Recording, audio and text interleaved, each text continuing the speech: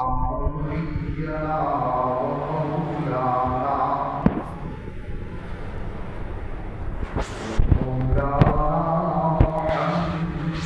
محمدا عبده ورسوله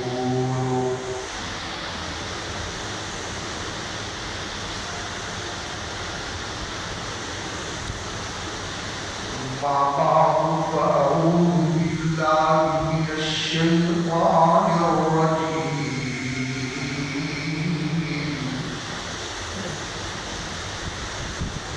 بسم الله الرحمن الرحيم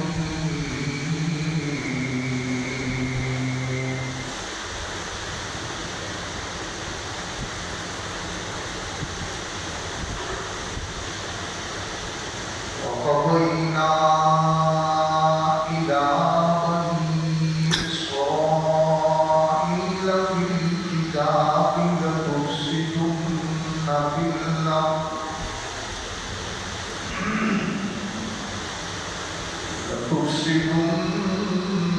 في الأرض مرتين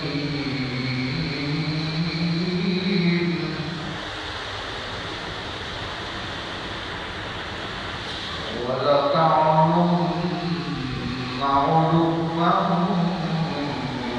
كبيرا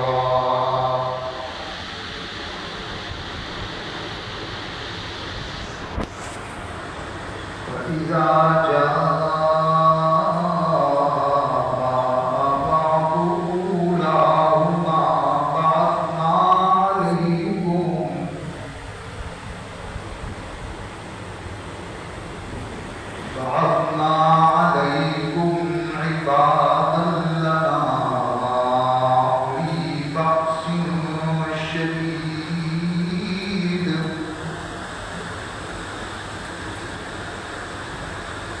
عبادا لنا أولي بأس شديد فجاسوا خلال الديار وكان وعدا مفعولا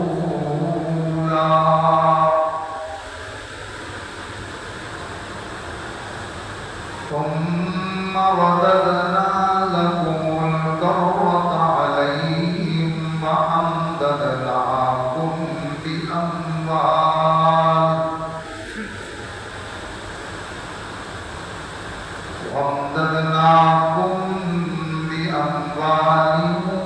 وبنين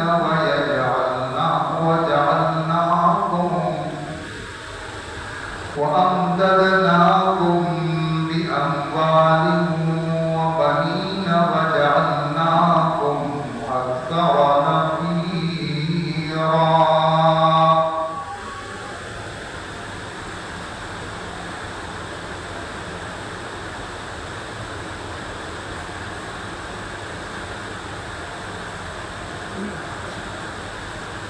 قال النبي صلى الله تعالى عليه وسلم تسليما كثيرا كثيرا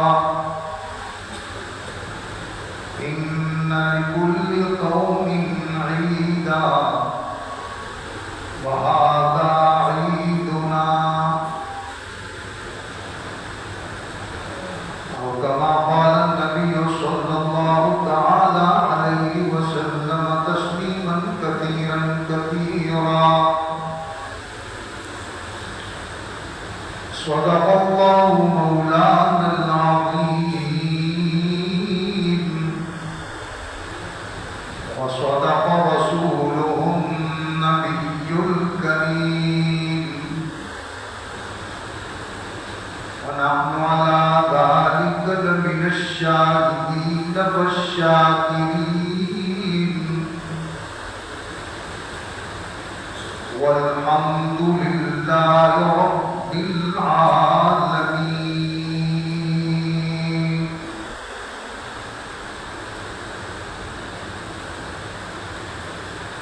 اللهم صل على محمد وعلى آل محمد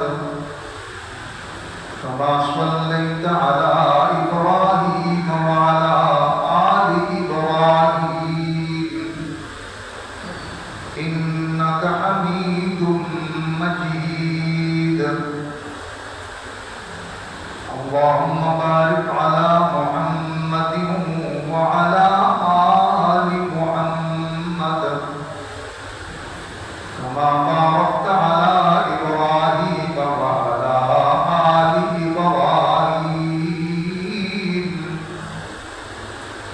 إنك حميد مجيد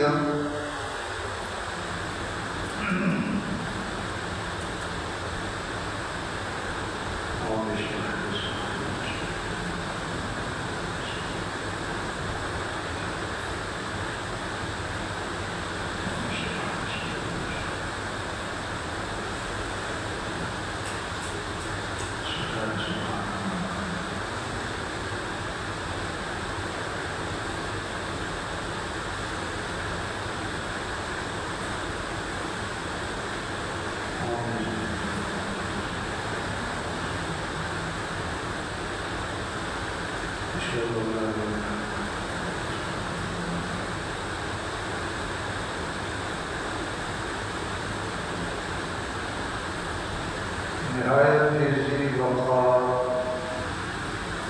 بزرگوں گرامی حضرت عزیز دوستوں نوجوان ساتھی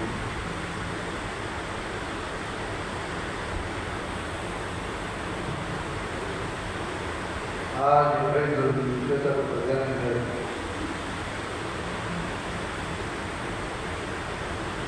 اور اس عید الفطر کو اللہ اور اس کے رسول صلی اللہ علیہ وسلم نے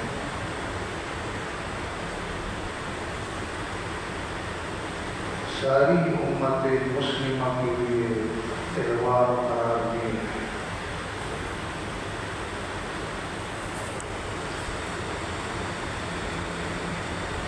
آپ صلی اللہ تعالیٰ علیہ وسلم نے ارشاد فرمایا ہے ان لکل قوم عیدا، ہر قوم کا کوئی نہ کوئی تہوار ہوتا ہے، ہمارا عید ہمارا جو تہوار ہے وہ یہ عید الفطر ہے یا پھر عید الاضحیٰ ہے۔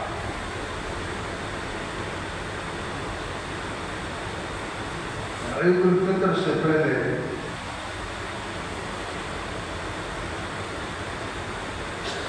جو ماہ مقدس گزر گیا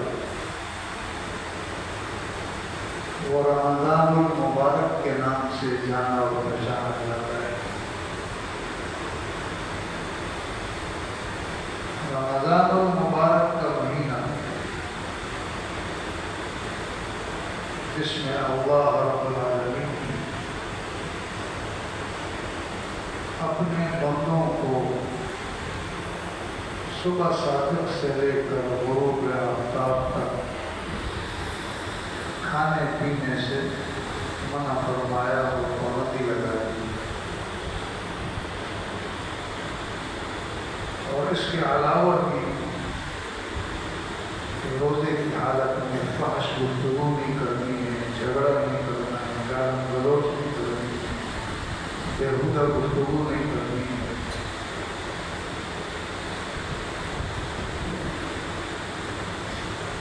اور رمضان کی رات جب شروع ہو جائے تو جو اس میں قیام اللیل کرنا ہے،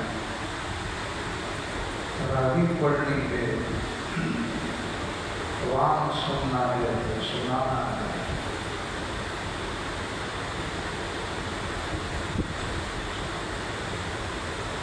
اسی طرح یہ پورا مہینہ رحمت اور برکتوں اور نبوت سے ایجاد کا مہینہ اللہ نے اسے قرار دیا۔ پھر اس کے آخری عشرے میں ایک اور مخصوص عبادت جو اعتکاف کہلاتی ہے، ساری دنیا میں امت مسلمہ وہ اعتکاف بھی کرتی ہے۔ اس کا خلاصہ یہ ہے کہ وہ گھر بار چھوڑ دیتے ہیں، آخری 10 دنوں کے لیے مسجد میں آ جاتے ہیں، مسجد میں بھی گوشہ نشینی اختیار کرتے ہیں، اور تنہائی میں اللہ کا ذکر ہوتا ہے، اللہ اللہ سے دعائیں ہوتی ہیں، مغفرت کی دعائیں ہوتی ہیں، گناہوں کو بخشواتا ہے۔ گویا کہ یہ سارا مہینہ مومن کو پاک اور صاف کر دیتا ہے۔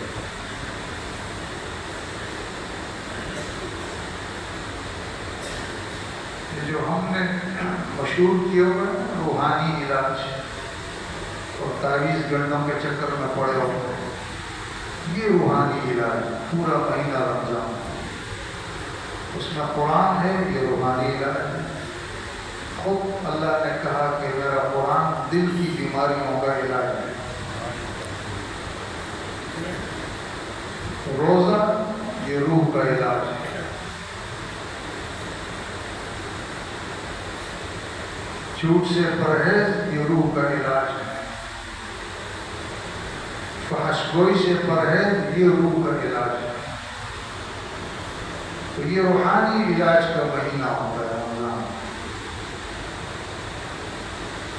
اور جب پورے مہینہ گزر جاتا ہے اور چاند کا اعلان ہو جاتا ہے تو اب وہ جو پابندیاں تھیں، وہ علاج تھے، وہ پرہیز تھے، وہ ختم ہو جاتا ہے۔ کوئی انسان بالکل پرفیکٹ ہو جاتا ہے اس ایک مہینے میں، اور اس کے بعد پھر سے کھانے اور پینے کی چھوٹ دے دی جاتی ہے۔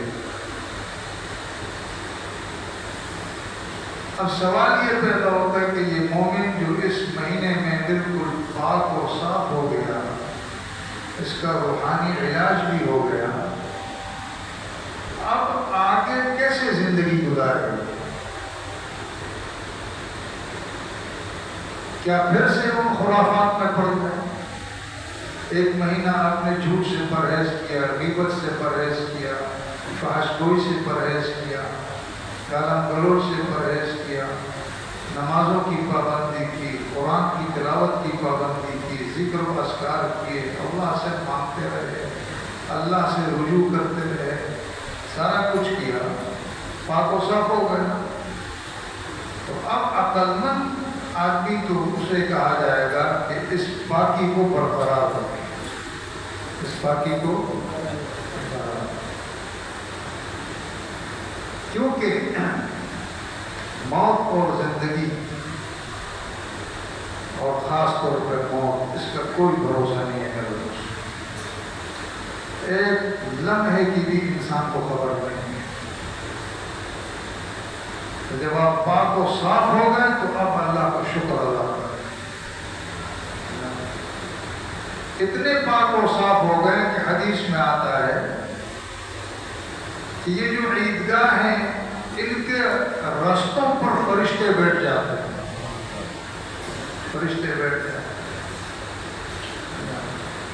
اور اللہ ان فرشتوں کی موجودگی پہ فخر کرتے ہوئے کہتا ہے کہ آج یوم الجوائز ہے، یوم الجوائز، انعام کا دن، انعامات کا دن، انعام کا دن، انعامات کا دن ہے آج، انعامات کا دن۔ اور فرشتوں میں فخر کر کے اللہ کہتا ہے کہ دیکھو فَبِعِزَّتِي وَجَلَالِي وَكَرَمِي وَعُلُوِّي وَارْتِفَاعِ مَكَانِي لَأُجِيبَنَّهُمْ، مجھے میری کبریائی کی، میری عزت کی، مرتبے کی، جاہ و جلال کی قسم، آج یہ میرا بندہ جو مانگے گا میں اسے عطا کروں گا۔ آج انعامات کریں گے، یوم الجوائز، انعامات کریں۔ اور فرمائے کہ اللہ فخری طور پر فرشتوں کی مجلس میں بیان کرتا ہے کہ جب عیدگاہ سے یہ بندے واپس ہو رہے ہوتے ہیں، اللہ فرماتا ہے ارجعوا قد غفرت لکم وبدلت سیئاتکم، فرشتوں گواہ رہنا، میں اعلان کرتا ہوں اے عید کی نماز پڑھ کے گھر لوٹنے والے، جا میں نے تیرے سارے گناہ بخش دیے۔ ارجعوا قد غفرت لکم، اور صرف تیری بخشش کا فیصلہ نہیں کیا، وبدلت سیئاتکم حسنات، اس سے پہلے جتنی تیری سیاکاری اور تھی اور گناہ تھے ان سارے گناہوں کو جا میں نے نیکیوں میں تبدیل کر دیا۔ یوم الجوائز، انعامات کا دن۔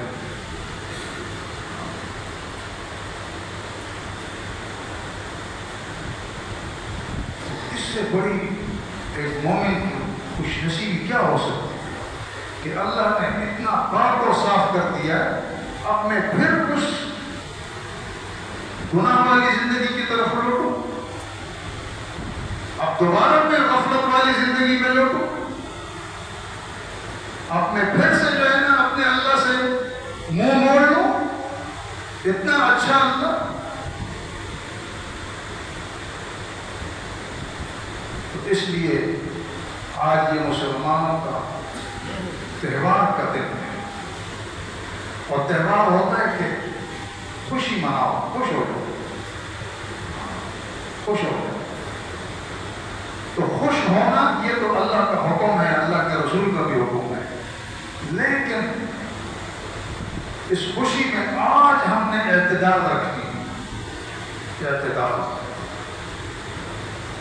اس لیے کہ ہم ان خوشیوں میں اعتدال سے آگے نہیں بڑھ سکتے ہیں، اس لیے کہ اسی سرزمین پر، اسی دنیا کے ایک خطے پر آج مسلمان سسک رہا ہے،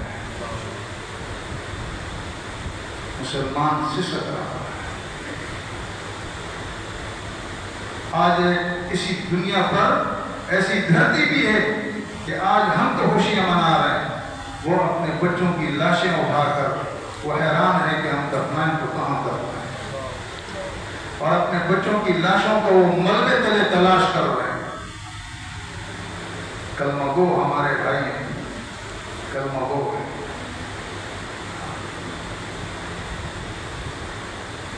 تو خوشی تو کرنی ہے، لیکن خوشی میں اعتدال سے نہیں بڑھنا ہے۔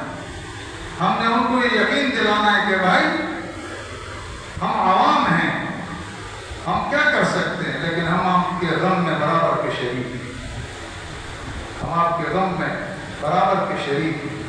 ہم نے پورے مہینے آپ کے لیے اللہ سے مانگا ہے، اور آج بھی مانگتے ہیں، اور آئندہ بھی مانگتے رہیں گے۔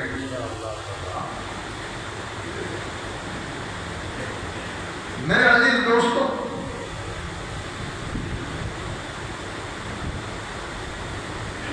ستائیس رمضان کی شب کو میں نے قرآن کی ایک آیت تلاوت کی تھی بیان میں، کہ اللہ نے فرمایا هو الذی ارسل رسولہ بالہدی ودین الحق لیظہرہ علی الدین کلہ ولو کرہ المشرکون۔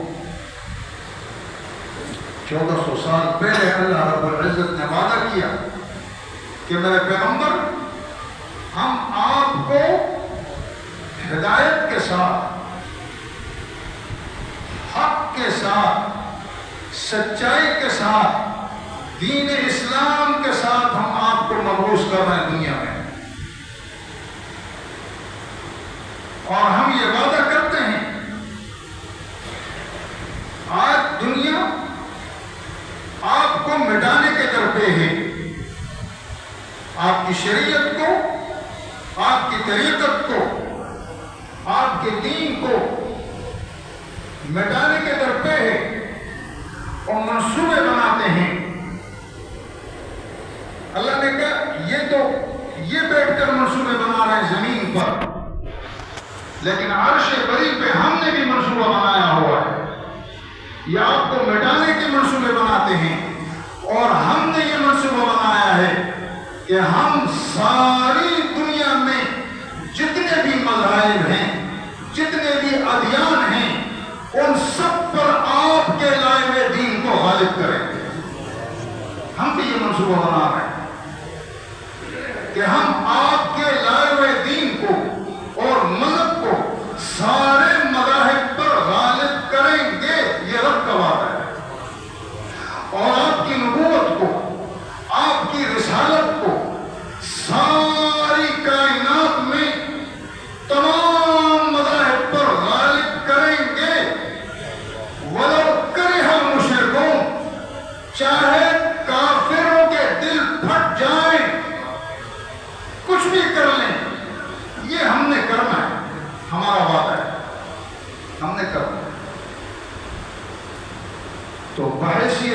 مسلمان ہونے کے یہ یقین رکھے آپ کہ اللہ اپنا وعدہ ضرور نبھائے گا. سب کہو انشاءاللہ. اللہ اپنا وعدہ ضرور نبھائے گا. دنیا میں لاکھوں میں، کروڑوں میں، اربوں مسلمان ہونے کا دعوے دار ہیں اور حکومتیں بھی ہیں، اسٹیٹ بھی ہے، ہر قسم کے ساز و سامان کے ساتھ ہیں اور دعویٰ ان کا یہ ہے کہ وہ مومن ہیں اور مسلمان ہیں. ان کی موجودگی میں ایک بستی کے اوپر رات اور دن ان کو قتل کیا جا رہا ہے، ان پر ظلم ڈھائے جا رہے ہیں. کروڑوں میں اربوں مسلمان ہیں. کوئی حکومت، کوئی اسٹیٹ زبان سے احتجاج کے دو بول بھی بولنا گوارا نہیں. تو میں آج یہ وعدے کر دینا چاہتا ہوں، اللہ رب العالمین اپنے بندوں کی حفاظت کے لیے، اپنے دین کی سربلندی کے لیے میرا اور آپ کا یا ان اربوں اور کروڑوں کا محتاج نہیں ہے. محتاج نہیں ہے. اگر ہم نے کوئی غیرت کا مظاہرہ کیا اس میں ہمارا ہی فائدہ ہے، اللہ ہمیں اجر دے گا. اور اگر ہم نے نہیں کیا تو اللہ نے جہنم تیار کر رکھی ہے، حساب ہوگا، حساب ہوگا. یہ کوئی آسان بات نہیں ہے. اللہ کسی ایسی مخلوق سے کام لے گا جو میں اور آپ اس کا تصور بھی نہیں کر سکتے. اس سے پہلے ایسی مثالیں موجود ہیں کہ نہیں؟ یمن کا گورنر ہے ابراہا، وہ خانہ کعبہ اور بیت اللہ کو مسمار کرنے آ رہا ہے، ڈھانے آ رہا ہے، پورے لاؤ لشکر کے ساتھ، پوری فوجوں کے ساتھ، ہاتھیوں کے لشکر کے ساتھ. اور اس کے دل میں یہ اتنا بڑا لاؤ لشکر کیوں آ رہا ہے؟ اس کے دل میں ڈر ہے کہ عرب ہے آگے، وہ بیت اللہ کے مجاور ہیں، بیت اللہ کے خادم ہیں، یقیناً وہ مجھ سے مزاحمت کریں گے، میرا مقابلہ کریں گے. لیکن پتہ چلا کہ کسی نے کوئی مزاحمت نہیں کی، کسی نے کوئی مقابلہ نہیں کیا. الٹا عبد المطلب اس وقت بڑے سردار تھے وہ قریش کے، ان کو کسی نے بتایا کہ بھئی آپ کے سارے اونٹ جو ہیں وہ ابرہہ کی فوج نے اپنے قبضے میں لے لی.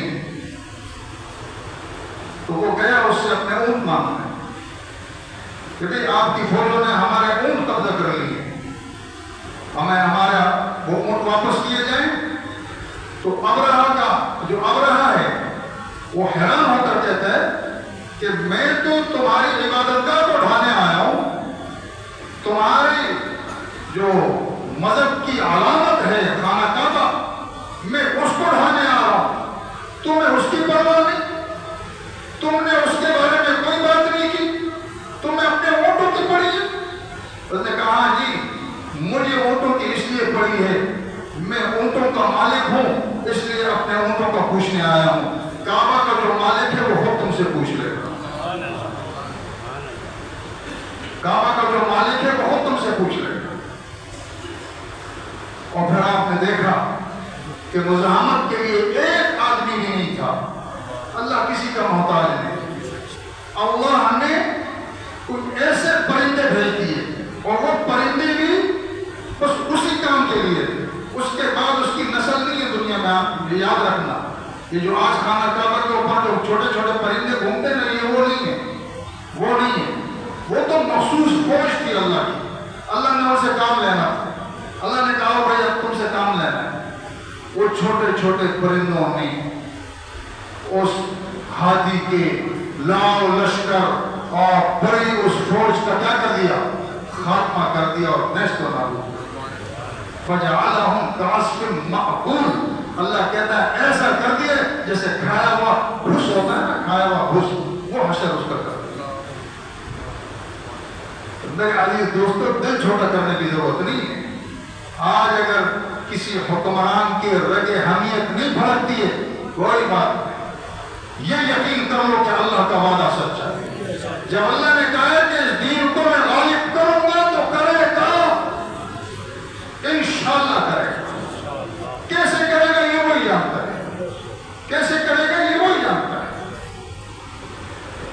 بات سمجھ گئے؟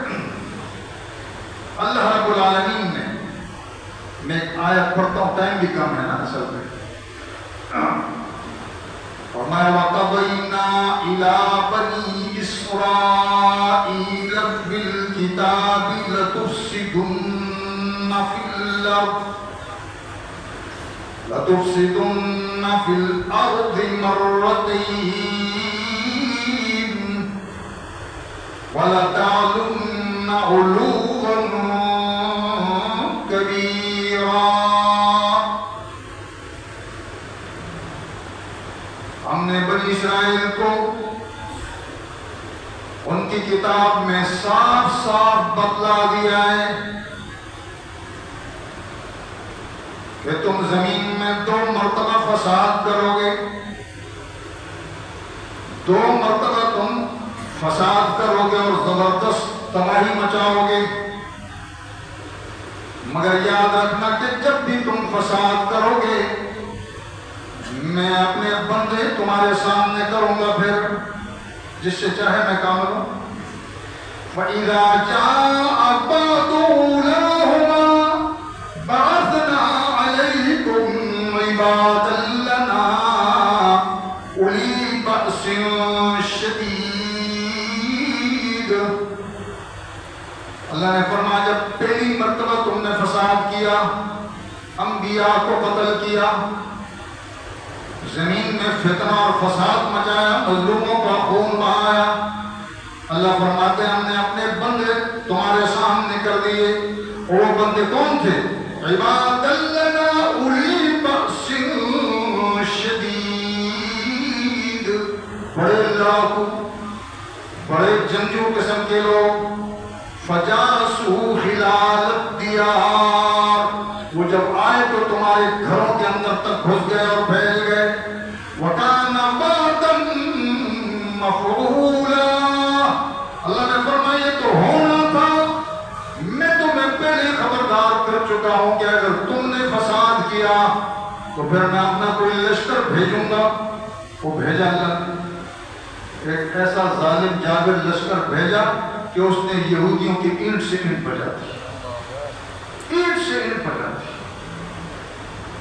آسان دوسری مرتبہ پھر جب یہ تباہ و برباد ہو گئے، پھر سے اللہ نے اپنا رحم کیا، ان کو سمیٹا، پھر ان کی مدد کی، پھر یہ طاقتور ہوئے، پھر جب یہ طاقتور ہو گئے طاقت کے نشے میں پھر خدا کو بھول گئے، اور بھول گئے پھر فساد کیا، حتیٰ کہ زکریا علیہ السلام جیسا جلیل القدر پیغمبر انہوں نے قتل کیا۔ جب پھر انبیاء کو قتل کیا، اللہ نے فرمایا پھر ہم نے ایک لشکر بھیجا، اور ایسا لشکر بھیجا کہ اس نے ان کو جھٹی قتل یاد دلا، ایسی قتل و غارت کری۔ 2 مرتبہ ہو گیا، تیسری مرتبہ پھر جب ہمارے پیارے نبی محمد کریم صلی اللہ تعالیٰ علیہ وسلم مدینہ تشریف لائے، یہ بڑے طاقتور تھے، خیبر میں بھی مدینہ میں بھی، پھر انہوں نے بدماشی کی، پھر بدماشی کی، پھر اللہ نے صحابہ کے ہاتھوں ان کو ذلیل کرایا، اور ایسا ذلیل کرایا کہ ان کو خیبر اور مدینہ سے بلکہ سارے عرب سے اعلان کیا کہ آخری الیہود والنصارى من جزیرۃ العرب، ہمیشہ ہمیشہ کے لیے جزیرہ عرب سے یہودیت اور نصارہ کو نکال باہر کیا جائے۔ بات سمجھ گئے؟ یہ جب بھی فساد کریں گے اللہ کا وعدہ ہے کوئی نہ کوئی لشکر سامنے آئے گا۔ ابھی دور نہیں، ماضی قریب میں ہٹلر کا نام آپ نے سنا ہوگا، انہوں نے پھر بدماشی کی، اللہ نے اس ہٹلر کو نہ خدا جانے اس کو پیدا کر دیا، اور اس نے جو ان کے ساتھ کام کیا ہے، آپ پڑھے لکھے لوگ ہیں، آپ کو سب پتہ ہے، آج پھر اسرائیل بدماشی کر رہا ہے. اس کی کمبختی آئی ہے انشاءاللہ. آج پھر یہ بدماشی کر رہا ہے. تو اب میں آپ کو عجیب بات بتاؤں. اللہ نے فرمایا کیا زبردست بات کہی ہے.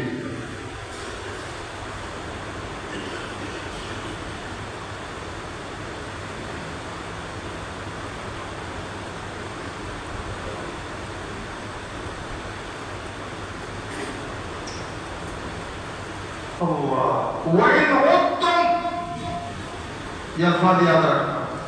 وَإِنْ عُدْتُمْ یعنی دو دفعہ ان کو اللہ نے جب سزا دی نا, اب اللہ نے کہا وَإِنْ عُدْتُمْ اگر تم باز نہ آئے عُدْنَا میں بھی باز نہیں آؤں گا. اللہ نے ہم بھی باز نہیں آئیں گے. سیدھے ہو جاؤ. سیدھے ہو گئے تو تمہارا بھلا ہے. تم سیدھے نہیں ہوئے, تم باز نہیں آئے تو ہم بھی نہیں رکیں گے. ہم پھر کوئی نیا لشکر پیدا کریں گے جو تمہاری اینٹ سے اینٹ بجائے گا انشاءاللہ. یہ اللہ تعالیٰ کا وعدہ ہے. وقت جی ہو گیا, میں مجبور ہوں. کیا کروں.